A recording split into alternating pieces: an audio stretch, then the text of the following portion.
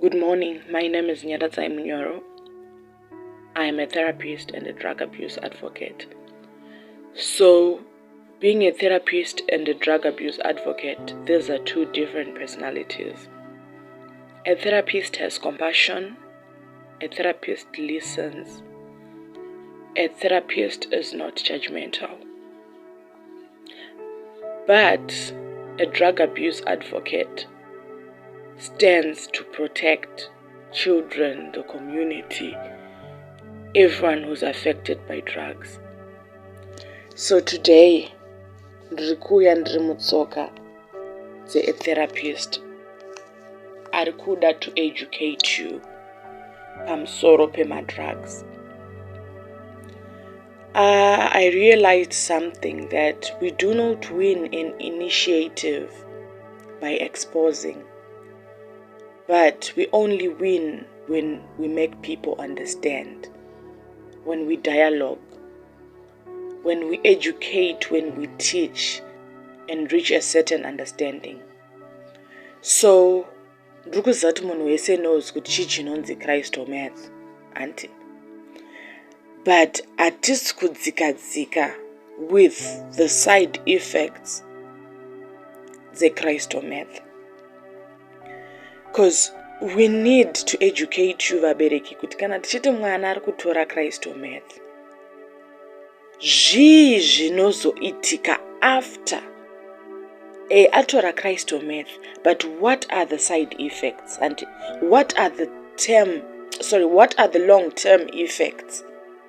And so for you to understand, makanzwisisa, then it means maybe from home you take this seriously. Maybe from home, when you see kuti mwana wangu is taking drugs, you can look for a way to help your child. So today I'm going to be talking about the side effects of Christ or meth. Pane rapid heart rate, increased blood pressure, increased respiratory rate, insomnia, anxiety, aggression and violence. Ndo zvinosanganikwa ma-effects when one is taking meth. Ende yekupedzisira yacho yatisingatauri pamusoro payo, yatisingaonesani pamusoro payo, how dangerous this drug is death. Yes, one dies from Christ or meth.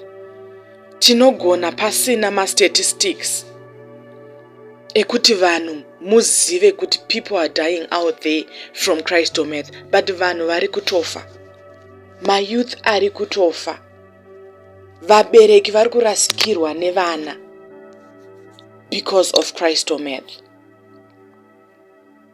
Then there are long-term effects of Christ or meth.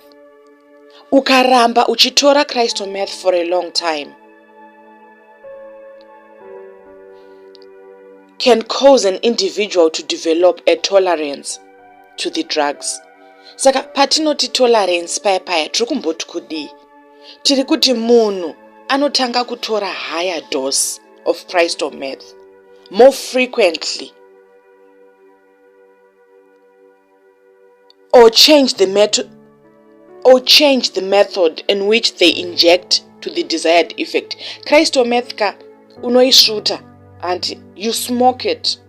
Christ or meth inosniffiwa. Christ or meth inoinjectwa. Saka pazvinhu izvi paunenge uchizviita zvinodhaka zvakasiyana. Saka ma long-term effects of Christ or meth, there is chronic anxiety, mood disturbances, aggressive and violent behavior. Vanhu vazhinji, they are going through violent behavior mudzimba umu. Vana vachirova vabereki, vana vachituka vabereki, vana vachishaiwa respect mudzimba, vanosangana neinonzi paranoia, ma-repetitive movements, So patiri kuti repetitive movements tiri kurevei, tiri kureva kuti anenge achingoita chinhu one, like haana zvimwe zvezvinhu zvaanokwanisa kuita, but anenge angori stuck on doing zvinhu achidzokorodza.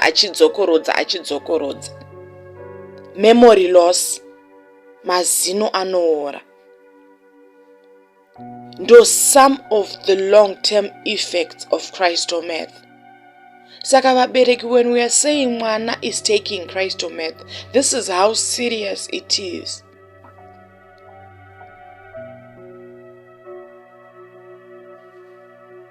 Crystal meth is a dangerous drug.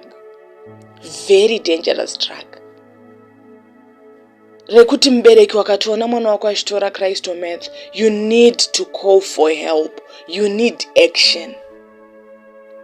Those who stop taking meth may experience withdrawal symptoms. Pamwe muri kumba mwana ambozama kutora meth, but azofunga kuregedza.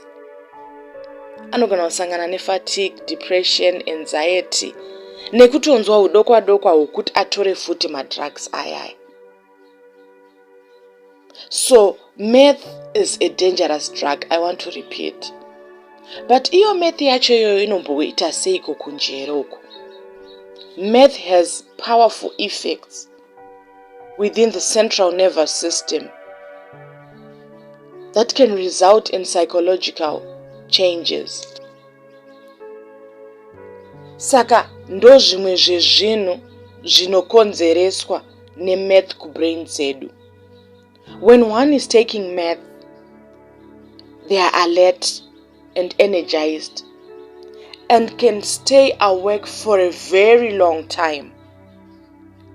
When meth wears off, a crash occurs, leaving one feeling fatigued, depressed, and anxious.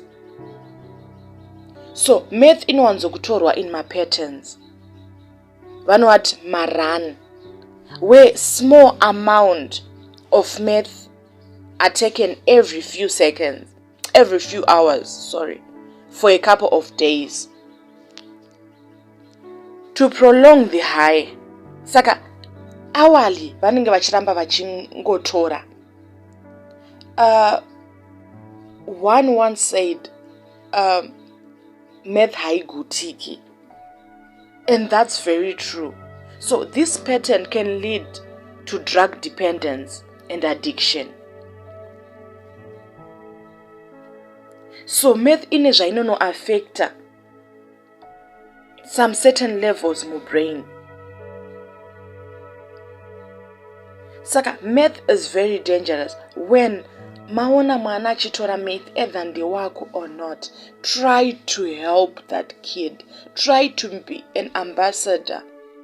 Try kugona kumumisa, womuudza kuti this is wrong. So dopamine is not only responsible for feelings or feeling pleasure, but also for motivation, movement, memory functions, learning, and reward processing. Pani vaive vanozoti inini when I take meth I'm intelligent. You guys makaona unantora meth, if makagara navo pasi kudai so, those people are very sharp. Anobva atoona kunge ari kuziva kudarika munhu wese. So in short, what are we saying? We are saying meth makes a person feel good and makes them want to continue. Usually it's very hard for someone who takes meth kuti achiregedza. Why? Inomupa pleasure. Anoramba achida kungotora more and more. Ona kuti inini now I'm very, very much intelligent. So they want to continue to take meth.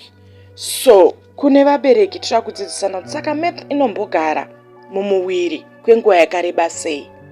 So meth inogara 8 to 24 hours depending on how much is taken, time of day, how it was administered, kuti injection here, is smoking here, or was it snorting.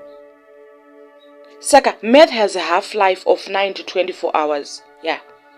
This means that it takes 9 to 24 hours for the amount of meth in a person's blood to be reduced to half. So usually wapedza kutora meth paya kuri kunzi wazotorwa for urine tests ekunokwanzi une drug here. Urine test can usually detect meth for up to 72 hours after the last dose.